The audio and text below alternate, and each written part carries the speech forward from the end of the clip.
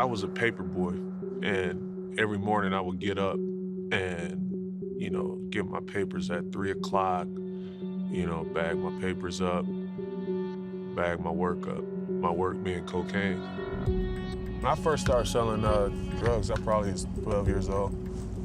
I worked 30 years as a police officer for the city of Racine. During the 80s and 90s, it was a rough time. This is the park. This is 18th and Meade. It was like a drive-through at a major food franchise right here. Just, dope fiends, clientele coming through here, periodically. Guys would come through and do drive-bys. That was just like, it was a way of life. I was always nervous. I was always scared, just waking up and, always looking over your shoulder, thinking about being shot at or seeing everyone in my inner circle die. The drug world was just, it was different, it was very dark, everybody's out for themselves. So many boys was getting murdered, I didn't want that to happen to him. Caron had a tough go of it to start out with. I think he was arrested at least 15 times by the time he was 15. It's funny, now I've been all over the world, but I couldn't see past this block right here. I didn't see a guy dressing nice, of my color, doing great things. I never was exposed to that. That's all I knew. And, it was just, looking back at it, I was a lost kid.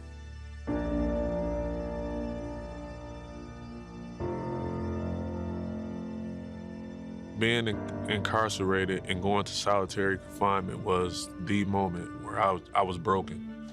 Dear Mom, the day that you didn't come to visit me, I was in the hole for arguing with another resident.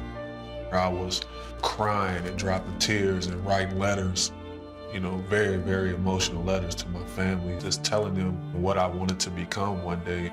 I'd be in our cells for 23 hours a day, thinking and talking, and looking out the window. Everything changed, like my whole thought process started beginning to change because I was isolated from population and I was just more to myself. And I learned that I gotta have a will, I gotta be dedicated to what I wanna do to be better. I'm blessed with my family and happy that things happened the way that they did so I can realize what I was losing. And when I got out, I just, was trying to just do any and everything that I possibly can to, to be on the right path. When he did get out, he worked, he got a job at Burger King. My friends was still doing the things that they was doing, and once I got out, I didn't go back in it. I had different plans, and they clowned me. They came to Burger King and laughed at me working and in the uniform and everything, but, I just stayed with it. And so I knew then that he wasn't gonna get in trouble anymore because he learned his lesson. On January 22nd, I drafted a search warrant for Caron's home at the time. I heard the boom, boom, and I looked out at the window and I saw that it was attack force members everywhere. I think I was a year and a half removed from anything negative. I was doing nothing but good, and I just covered myself up because I knew they was coming upstairs, and they came up, threw the cover off of me, and handcuffed me. And I basically said the word is that there is dope that's coming out of this house, and I think his response at the time was, I am not messing with dope right now. The rest of my team started searching, and at one point in the garage, we located 15.3 grams of crack cocaine. They did find narcotics in the garage. Was not mine.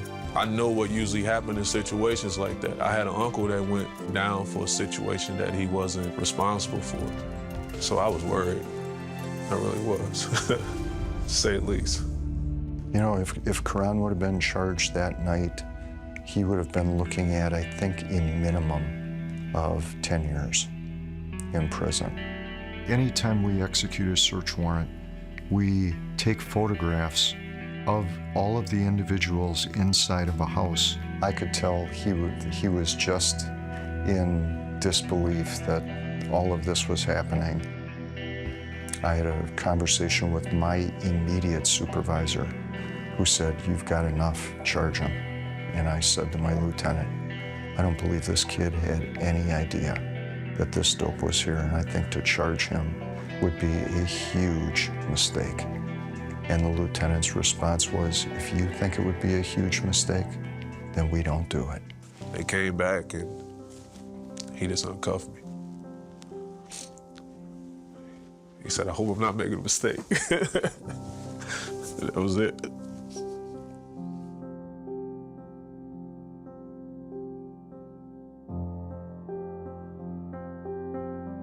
And he said, "I'm the officer that made it possible for you and your family to be okay." And I was like, "Man, I ain't never met you." And he told me the story behind of it.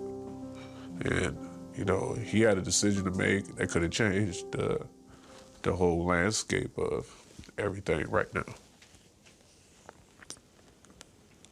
So I'm extremely grateful to him for that. Well, after that day, we communicate on a regular basis. During the course of the season, if I'm playing good or if I'm having bad moments, he's always texting, calling. He's always watching over me, I know that. 16 years ago, you had a very, very scared kid.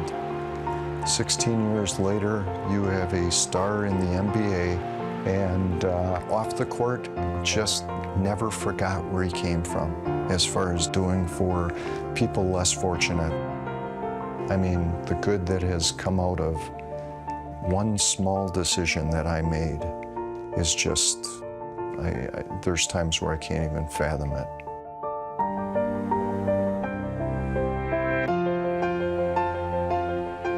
My agent asked me, "How would you like to be finishing your career where it all started, pretty much?" And I said, "That would be special." My son got a hold of me and said, "There is talk that Caron could be coming to Milwaukee." And I thought he was kidding me at first, because it's a running joke that my idea of an early Christmas would be Caron Butler playing for the Milwaukee Bucks. Good afternoon. Boy, it's great to be here. We're so excited to have Caron Butler join our team and our organization. I've been through a lot of adversity throughout my life. I've been a kid and a young man that always been told what I couldn't accomplish. I always wanted to prove other people wrong and be a good example for, the kids that watch me, my children, children in my family, because the examples that I had and the role models that I had was people that was running the streets doing different things. And, it's real rewarding and it's real, self-gratifying to see people say, "I look up to you. Because you did that, I feel like I can do this." So that's special to me and that means a lot. I couldn't, look those people in the face and be a failure. So I just, kept striving and kept moving forward and made something of myself. This is a dream come true. And I never thought it would happen, so it's special. So thank you.